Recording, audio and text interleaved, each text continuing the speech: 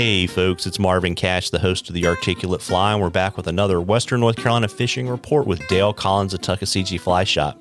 How you doing, Dale? Doing good, Marvin. Just got the boat unpacked from a busy day on the water. The net stayed wet all day long, and getting everything buttoned back up and ready for another day tomorrow. Yeah, and was that boat Noah's Ark? No, it's we had some really favorable flows today.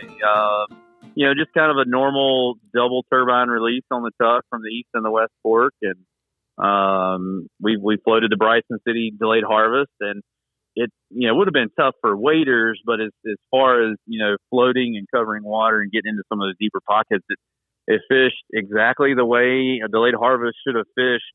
And that's the first time that's happened to me this fall. So we didn't have to throw betas. We didn't have to throw number 20 blueing olives, although there was a gazillion of them. But we threw eggs and Y2Ks and just had a blast, man. It was so much fun. Well, that's awesome. So, I know you guys got a ton of rain on the backside of that hurricane that came up the East Coast. What's the situation with the water in terms of, I suspect things are good in the park, but not great on the Tuck and kind of the lower elevation rivers?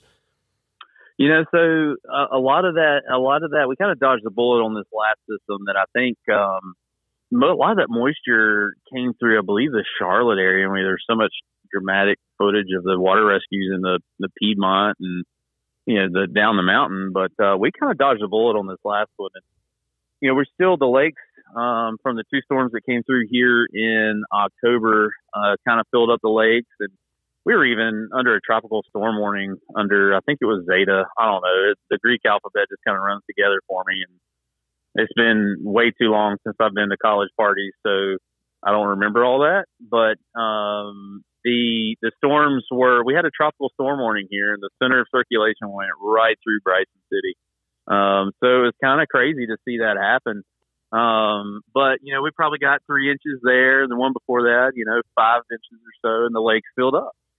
The creeks are in good shape, but Duke Energy is still trying to hit that target point on those lakes for the maintenance. So they've been pouring over the top of the lakes as well as out the bottom of the turbines, generating power. And so, we've had a good bit of water throughout the Tuckaseegee watershed. So it's been tough for waders, but people are still finding those places that are conducive to wading.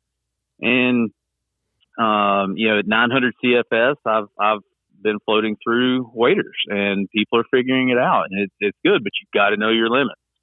You can your margin for error at 900 CFS in the Webster section delayed harvest is much smaller than if it's 500 or even 600. So you just got to know your limits and know where to go too. You want to know the bottom of the river before you just go jumping.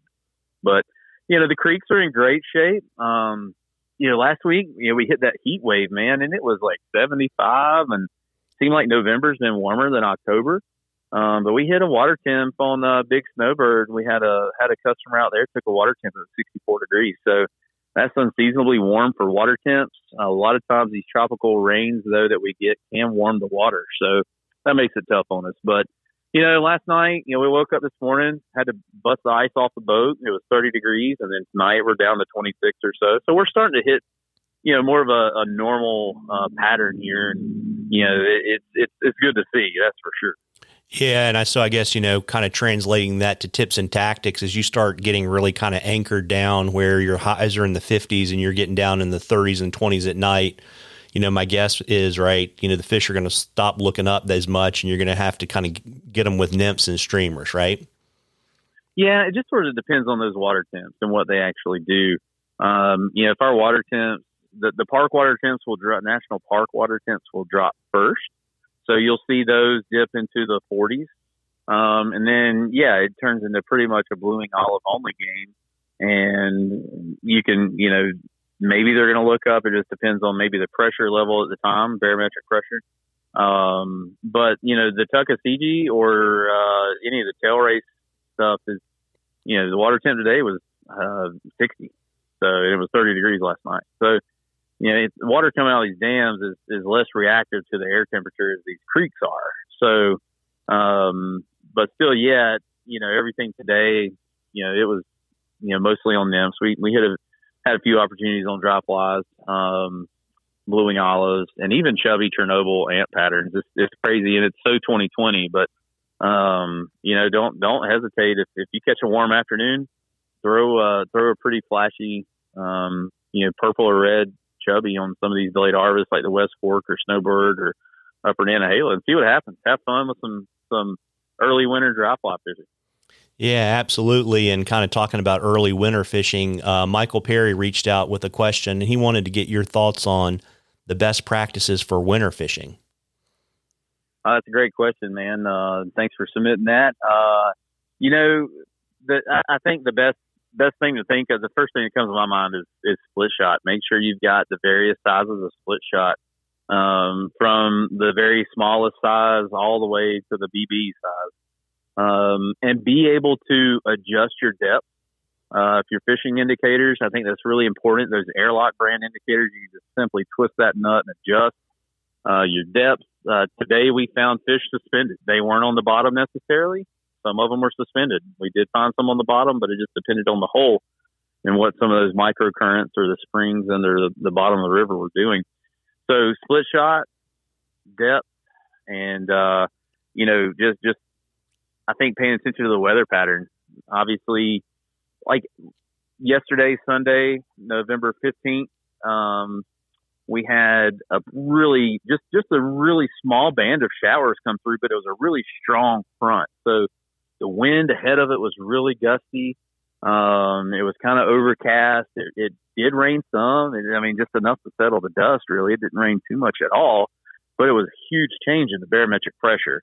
And the fishing would not have been and was not good. I know from talking to people, we had a trip out there, and it was tough sled. Whereas today we had stable barometric pressure. We had bright blue, sunny skies, great high pressure. So when it's high pressure, those fish can move anywhere in the water column and they're happy. That air bladder is just it's not hurting them like it does on a really strong low pressure. So they're really eager to move around. And I think that matters in the wintertime. So, fish heavy nymphs, make sure you got some tungsten and don't be afraid to throw streamers either. Great question. Yeah, absolutely. And I would say too, because, the longer I fish, the lazier I get. One thing I like to do, since, getting your split shot dialed in is so critical to being successful in the winter, is I like to fish with split shot and then put tungsten putty on top of it. Just because it makes it easier to get heavier. Because, I really believe people don't change up their weight enough because it's kind of a pain to switch. So if you kind of pick the smallest piece of shot that you think you're going to need all day and then add and remove tungsten putty, it's a great way to kind of get to where you need to be. Super easy. And it also keeps that tungsten from spinning around your leader too. Yeah, that's right. That's a great point. The tungsten putty's obviously more environmentally friendly as well. But it stays on your line a lot nicer.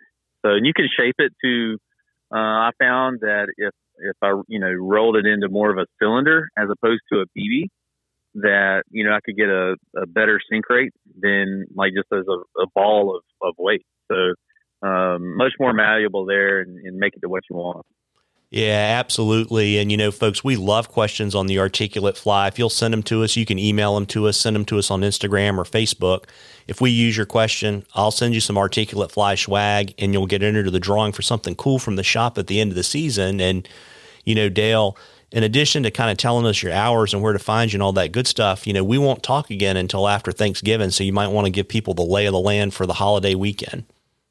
Absolutely. So, obviously it's 2020. You got COVID situations. You got some people doing Thanksgiving, some people not. Typically, Thanksgiving's a very busy time on delayed harvest. I know from experience fishing with family on the West Fork of the Pigeon, it can be very busy on Black Friday and then that weekend, and even the Wednesday before Thanksgiving. I'm not sure what to expect in terms of pressure on the river this year for Thanksgiving. But I'd say, expect to see people on the body of water that you're wanting to go fish. And then if nobody's there, that's great. But yeah, our hours in Bryson City and Silva, we're going to pretty much only be closed on Thursday And then but we'll be open 8 to 5 on Wednesday, and then 8 to 5 Friday and Saturday, closed on Sunday.